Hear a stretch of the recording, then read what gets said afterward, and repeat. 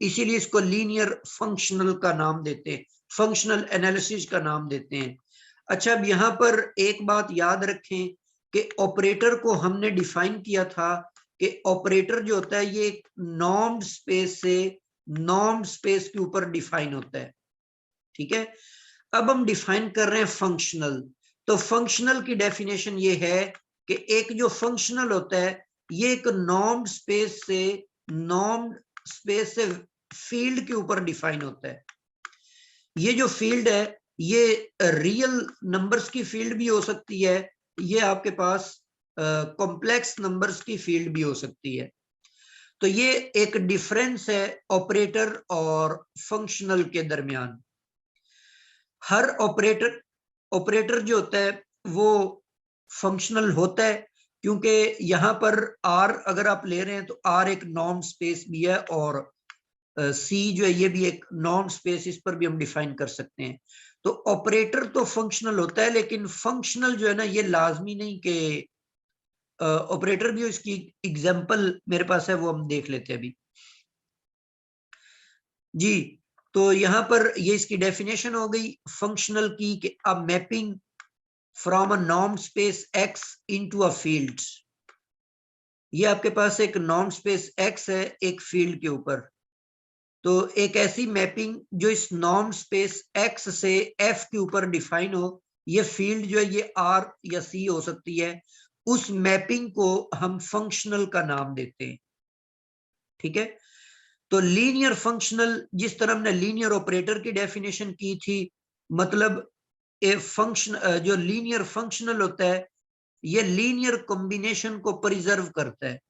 Linear तो define हम इसको कर लेते हैं कि let X be a norm space. X हमारे पास एक नॉर्म स्पेस है, एक फंक्शन एफ हम लेते हैं from norm space X to field F is said to be linear functional. इसको कहेंगे कि ये लीनियर फंक्शनल है अगर ए आपके पास कोई एलिमेंट है फील्ड में से और एक्स और वाई दोनों वेक्टर्स हैं फ्रॉम नॉन स्पेस एक्स, तो एफ को अगर आप अप्लाई करते हैं एक्स प्लस वाई के ऊपर, तो F of X plus Y is equal to F of X plus F of Y. इसी तरह F of A X is equal to A F of X, A times F of X, ठीक है।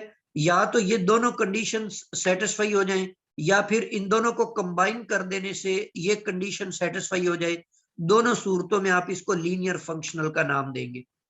ये time जो है ना ये खत्म होने वाला है, तो आपने दोबारा उसी लिंक के ऊपर क्लिक करते हुए दोबारा से ज्वाइन कर लेना है। अच्छा, जिस जो आपने ऑपरेटर के लिए लीनियर ऑपरेटर के लिए कंडीशन थी, बिल्कुल वही आपके पास यहाँ पर लीनियर फंक्शनल के लिए भी कंडीशन है। तो लीनियर फंक्शनल को भी आप बिल्कुल उसी तरीके से चेक करेंगे जिस तरह से आप उसको चेक करते थे जी। नेक्स्ट इसकी कुछ जी, नेक्स्ट हमारे पास एक एग्जांपल है कि नॉर्म की एग्जांपल हम ले रहे हैं। एक फंक्शन हम डिफाइन कर लेते हैं from a norm space X to set of real number R. इसको हम इस तरह से डिफाइन करते हैं कि एफ ऑफ एक्स का मतलब है नॉर्म ऑफ एक्स। तो ये जो नॉर्म होता है ये भी एक फंक्शनल ही होता है, क्योंकि ये भी एक नॉर्म स्पेस से सेट ऑफ रियल मतलब एक फील्ड के ऊपर डिफाइन है, विच इज नॉट लीनियर। लेकिन ये एक ऐसी एग्जांपल हमारे पास है कि जो फंक्शनल तो है लेकिन ये लीनियर फंक्शनल नहीं है। मतलब ये जो कंडीशन थी ए एक्स प्लस बी वाई, अब ये इक्वल होना चाहिए था ए एक्स नॉर्म और प्लस बी वाई नॉर्म। ये इस चीज के बराबर होना चाहिए था, लेकिन नॉर्म जो है वो इस कंडीशन को सेटिस्फाई नहीं करता। क्यों नहीं करता? क्योंकि इसके ऊपर अगर आप ट्राइंगुलर इनइक्वालिटी अप्लाई कर देते हैं, ओपन करने का या नॉर्म को सेपरेट करने का यही तो तरीका है ना आपके पास। तो अगर हम इसको सेपरेट करते हैं तो नॉर्म को, तो ये आपके पास लेसर इक्वल आ जाता है, और यहाँ पे ए एक्स आएगा, ए एक्स का नॉर्म, और साथ में आपके पास बी वाई का नॉर्म आ जाएगा। और फर्दर भी अगर हम इसको मजीद सिंप्लीफाई करें तो उसकी जो सेकंड कंडीशन थी नॉर्म की, उसके अकॉर्डिंग ये जो कांस्टेंट्स हैं इनकी एब्सोल्यूट वैल्यूज आ जाएंगी साथ। मतलब इसको आप यूं लिखेंगे, this is lesser equal to A mod और साथ में एक्स का नॉर्म, और इसी तरह बी मॉड और उसके साथ वाई का नॉर्म। तो इसका मतलब है कि ये जो लीनियर प्रॉपर्टी है ये नॉर्म उसको सेटिस्फाई नहीं करता। तो नॉर्म जस्ट आपके पास एक फंक्शनल है, लेकिन ये लीनियर फंक्शनल नहीं है। अच्छा, अब यहां पर एक बात तो क्लियर हो गई कि हमने आर के ऊपर नॉर्म डिफाइन किया, आर स्क्वायर के ऊपर 3-4 किस्म का नॉर्म डिफाइन किया, आर एन के ऊपर नॉर्म डिफाइन किया, एल पी के ऊपर नॉर्म डिफाइन किया, एल इंफिनिटी के ऊपर फंक्शन की स्पेस। तो वो जितने भी आपने पीछे नॉर्म डिफाइन किए ना 8-10 किस्म के, वो सारे के सारे फंक्शनल है, लेकिन वो लीनियर फंक्शनल नहीं है, ये बात जहन में रखें। तो फंक्शनल की एग्जांपल के तौर पे आप कोई भी जो नॉर्म आप डिफाइन करते हैं वो फंक्शनल की एग्जांपल के तौर पे आप दे सकते हैं, ठीक है। हर नॉर्म जो होता है वो फंक्शनल होता है, बट वो लीनियर फंक्शनल नहीं होता जी। लीनियर फंक्शनल की एक एग्जांपल मैंने नीचे लिखी हुई है, डॉट प्रोडक्ट।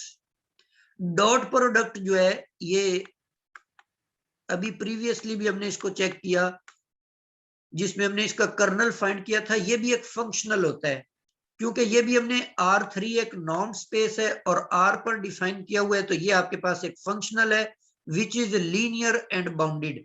ये लीनियर फंक्शनल भी है और ये बाउंडेड फंक्शनल भी है, ठीक है। तो इसी तरह अगर आप डिफाइन कर लेते हैं ना क्रॉस प्रोडक्ट को, क्रॉस प्रोडक्ट में जो आउटपुट हमें होती है वो आउटपुट मिलती है R3 के अंदर, मतलब रिजल्ट जो होता है उनका वो भी एक वेक्टर ही होता है, इसीलिए R3 टू R3 होता है वो। तो x क्रॉस x जो क्रॉस प्रोडक्ट है ना ये फंक्शनल नहीं हो सकता। ये आपके पास एक ऑपरेटर था, क्रॉस प्रोडक्ट भी ऑपरेटर है और डॉट प्रोडक्ट भी ऑपरेटर है। तो अभी मैंने आपको बताया था कि जो ये फंक्शनल होता है ना ये ऑपरेटर होता है, लेकिन हर ऑपरेटर जो है वो ये फंक्शनल नहीं होता।